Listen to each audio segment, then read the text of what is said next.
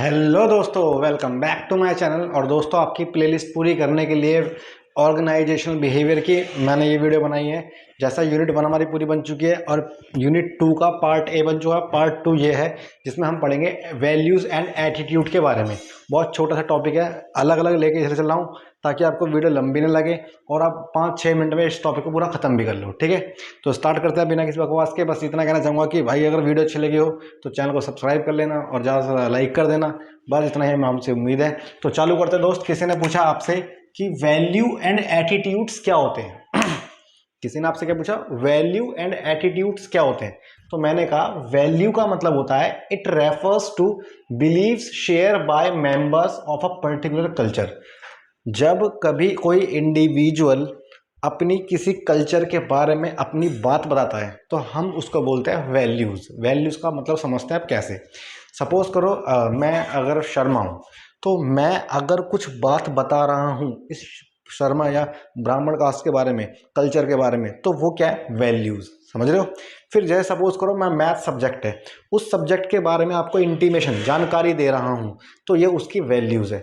मैं अगर साइंस के बारे में आपको इन्फॉर्मेशन दूँ तो ये उसकी वैल्यूज़ है। मैं ऑर्गेनाइजेशन बिहेवियर के बारे में आपको कुछ उसके बारे में फैक्ट बता रहा हूँ तो उसकी वैल्यूज़ है। इन सब के नॉर्म्स रूल्स होते हैं तो वही बोलते हैं हमारी वैल्यूज़। तो आपसे किसी ने कहा भाई वैल्यूज़ क्या होती है, तो इसका मतलब वो बिलीव जो हम शेयर करते हैं मेंबर्स किसके, किसी पर्टिकुलर कल्चर के बराबर में, उसे क्या बोला जाता है, क्या बोला था उसको, वैल्यूज़। अब कह रहे हैं वैल्यूज़, जैसे पेपर में इतना लिख के तो आपको नंबर देगा नहीं, तो आपको बातों को एक्सप्लेन करना कैसा आएगा। तो वैल्यूज़ के फीचर क्या होते हैं। तो पहला, वैल्यू कैन बी स्पेसिफिक और जनरल। ज़रूरी नहीं है कि वैल्यू जो मैंने बोल दी वही रहेगी, वो स्पेसिफिक भी होती है और वो नॉर्मल जनरल भी होती है। ठीक है। दूसरी बात, value is a relatively concept. ये कोई ऐसा नहीं है सिर्फ एक ही बात है, इनसे बहुत सारी बातें क्या करती है, रिलेट करती है। Next, most values learn by individual in early stage of life. बहुत सारी ऐसी वैल्यूज होती है जो एक अर्ली एज में एक इंडिविजुअल सीख लेता है। जैसे सपोज करो आप ही हो, अगर आप 7-8 साल के बच्चे हो और कोई आपका दोस्त गिर जाता है आप उसे उठाओगे, वैल्यूज है, रेस्पेक्ट, इमोशन, है ना। फिर क्या बोल रहे हैं, they are permanent in nature. ये ऐसी बात नहीं हम अलग सीखते हैं, ये परमानेंटली हमारे नेचर में इन्वॉल्व होती है। ठीक। अब बात करते हैं इसकी इंपॉर्टेंस की। तो इंपॉर्टेंस की बात करूं दोस्तों अगर मैं, तो लिखा है values influence they to subordinates. जितनी भी वैल्यूज है ये डे टू डे हमारे नीचे जो अंडर काम करते हैं उनको क्या करती है, उन्हें क्या करती है, इन्फ्लुएंस, प्रभावित करती है। फिर जो वैल्यूज होती है ये प्ले करती है बहुत इंपॉर्टेंट रोल हमारे समाज में और साथ साथ ऑर्गेनाइजेशन के ग्रुप में। जितनी ज़्यादा वैल्यूज लोगों तक एलोबरेट करोगे उतना ज़्यादा हमारा समाज बढ़िया होगा और उतना ज़्यादा ऑर्गेनाइजेशन के जो ग्रुप हैं वो अच्छे होंगे। Next, they helps the management of organisation to take decision making. ये इतने ज़्यादा हेल्प करती है हमारी, लाइक अगर हम ज़्यादा से ज़्यादा इस पाथ पे चलेंगे वैल्यूज़ के तो होगा क्या कि हम इजीली डिसीजन ले सकते हैं कि भाई हमें क्या करना चाहिए क्या नहीं करना चाहिए। क्लियर है। फिर values acts as the basis of on which one can study the attitude and motivate of the people. मतलब हम ये एक तरीके से वो आधार है जिस पे हम अगर चलेंगे तो हम बहुत जल्दी चीज़ों को कंप्लीट कर सकते हैं। ठीक। तो ये थी इसकी फीचर्स और इम्पॉर्टेंस किसकी, वैल्यूज़ की। अब पढ़ते हैं इसके बारे में। क्या कि आपसे किसी ने पूछा कि ये वैल्यूज और एटीट्यूड होते हैं कितने तरह के होते हैं, तो 2 तरह के होते हैं। कितने तरह के होते हैं, 2, इंस्ट्रूमेंटल और टर्मिनल। इंस्ट्रूमेंटल और टर्मिनल तो मैं बहुत सिंपल से कहूँगा, जो जर्नली एक इंसान के पास एग्जिस्ट होती है उसे क्या बोलते हैं हम, इंस्ट्रूमेंटल।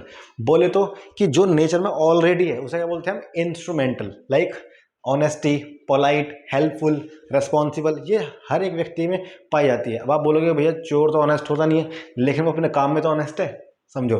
तो मतलब कि जो इंस्ट्रूमेंटल होती है वो कौन सी होती है, जो बाय नेचर पाई जाती है। और दूसरी कौन सी है, टर्मिनल। टर्मिनल वो होती है जो एम्बिशियस ऑब्जेक्टिव को अचीव करने के लिए बोली जाती है।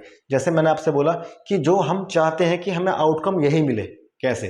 तो देखो अगर हम चाहें तो अगर मैं बताऊं टर्मिनल के बारे में तो ये होता है desire outcome for which an individual work hard. वो सारे काम जिसके लिए हम वर्क हार्ड करते हैं उन्हें क्या बोलते हैं हम, टर्मिनल। जैसे हम चाहते हैं हमें नेशनल सिक्योरिटी मिले, उसके लिए जो वर्क हार्ड करेंगे वो किसमें आएगा, टर्मिनल में। हम चाहते हैं मेच्योर लव मिले तो उसके लिए हम क्या बोलेंगे, टर्मिनल। हमने बोला सोशल रिकॉग्निशन, हमें समाज में पहचान मिले, उसके लिए क्या करेंगे, वर्क हार्ड, तो ये हो गया। फिर इक्वालिटी मिले समाज में, तो ये होती है हमारी टर्मिनल क्या होती है, वैल्यूज़। ठीक है, ये तो हुआ हमारा किसके बारे में, वैल्यूज़ के बारे में। अब इसी में ही कनेक्ट है आपका एटीट्यूड। एटीट्यूड क्या होता है, तो भाई एटीट्यूड तो भाई अगर मैं बोल दूँ एटीट्यूड के बारे में लिखो तो तुम लिख नहीं पाओगे, तो आपको पता होना चाहिए एटीट्यूड होता क्या है। एटीट्यूड एक तरीके से वो रिकॉग्निशन है जिससे हम इंडिविजुअल को पहचानते हैं, इंडिविजुअल हमको पहचानता है। अगर मैं इस बात को बताऊँ तो कैसे वो लिखूँगा, एटीट्यूड क्या होता है, psychological trait which influence the behaviour of an individual. ये एक मनोवैज्ञानिक बात है कि जिससे हम किसी इंसान को पहचानते हैं। एग्जाम्पल, जैसे सपोज करो अगर मैं बहुत एंग्री बढ़ा रहा हूँ तो ये मेरा एटीट्यूड, मैं एंग्री होकर बढ़ाता हूँ।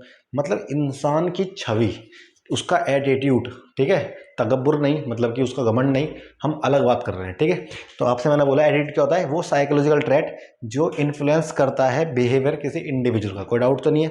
फिर हमने बोला कि भाई ये इसके कंपोनेंट, एक एटीट्यूड में क्या चीज़ पाई जाती है, तीन तरह का एटीट्यूड होता है, इमोशनल, इंफॉर्मेशनल और बिहेवियर। जैसे अब इमोशनल एटीट्यूड कैसा होता है, देखा होगा कुछ लोग ऐसे होते हैं जो एक फैक्ट के प्रति बहुत ज़्यादा इमोशनल होते हैं। लाइक कोई एल्डर्स के लिए होता है, कोई यंगर्स के लिए होता है ना, कोई प्रोडक्ट के लिए होता है। तो ये एटीट्यूड होता है हमारा इमोशनली। ठीक है, दूसरा इंफॉर्मेशनल एटीट्यूड, वो इस तरह का मतलब बोल सकते हैं हम। सपोज करो आपने बोला कि मुझे कार चाहिए, ठीक है, तो आप कार के लिए डिस्कवर करना चालू कर दोगे। तो वो एटीट्यूड जो किसी प्रोडक्ट के या किसी व्यक्ति के बारे में जानने के बाद उसके लिए बिल्कुल खोजबीन करना चालू होता है, वो कौन सा एटीट्यूड होता है हमारा, इन्फॉर्मेशनल एटीट्यूड। और तीसरा बिहेवियरल एटीट्यूड। बिहेवियरल एटीट्यूड एक तरीके से बोलते हैं कि जो जिसके साथ है वो उसके साथ वैसा, उसे बोलते हैं हम क्या, बिहेवियरल एटीट्यूड। यहाँ तो कोई डाउट तो नहीं है। बस एक पेपर के पॉइंट ऑफ व्यू से इसमें आने वाला क्वेश्चन है, जॉब एटीट्यूड क्या होता है।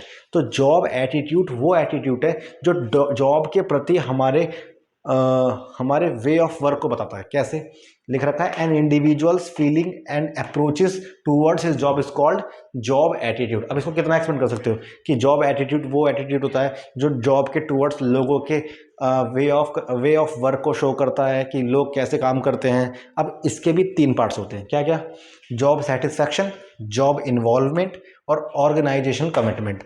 मतलब जॉब एटीट्यूड को लेने वाले तीन बातें माइंड में रखते हैं।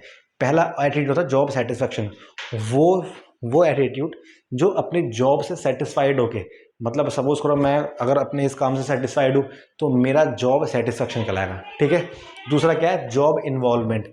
कुछ लोग ऐसे होते हैं जिनका इन्वॉल्वमेंट जॉब में ज़्यादा होगा तो वो ज़्यादा रिस्क, वो मतलब ज़्यादा इंटरेस्ट लेंगे। जॉब में इन्वॉल्वमेंट कम है तो वो कम इन्वॉल्वमेंट लेंगे, पक्की बात है। और तीसरा है ऑर्गेनाइजेशनल कमिटमेंट। ऑर्गेनाइजेशन कमिटमेंट का मतलब होता है जो बिल्कुल पार्टिसिपेशन बना के रखता है किसी संस्था से बाय वे ऑफ लव, तो उसे क्या बोलते हैं हम, ऑर्गेनाइजेशनल कमिटमेंट। तो दोस्तों इन टॉपिकों में अगर मैं इन पॉइंट बताऊं तो आपको ज़्यादातर क्या पढ़ना है, वैसे तो बहुत आसान है, सब पढ़ लेना, तो सही पढ़ लेना यार, बहुत सिंपल है तो दोस्तों इस वीडियो में आपको किसके बारे में बताया गया, एटीट्यूड के बारे में, वैल्यूज़ के बारे में और जॉब सेटिस्फैक्शन के बारे में। इसे एक बार पढ़ लेना, कभी कभार लास्ट का जो क्वेश्चन होता है उसमें पॉइंट बना के दे देंगे इसके बारे में, तो आपको लिखना पड़ेगा। तो दोस्तों अगर ये बात समझ में आई हो तो इसको पहली बात तो लिख के देखना, अच्छे से समझ में आ जाएगी, माइंड में सेट कर लेना। और अब मैं बनाऊंगा इसका पार्ट 3 जो आपको बहुत ज़्यादा काम आएगा। तो मिलते हैं उस वीडियो में, पहले इससे पहले इस चैनल को सब्सक्राइब कर लेना और हो सके तो फॉलो कर लेना। मैं आपको नए नए ट्रेंड्स देता रहूँगा इस चैनल में। ठीक है, मिलते हैं नेक्स्ट वीडियो में।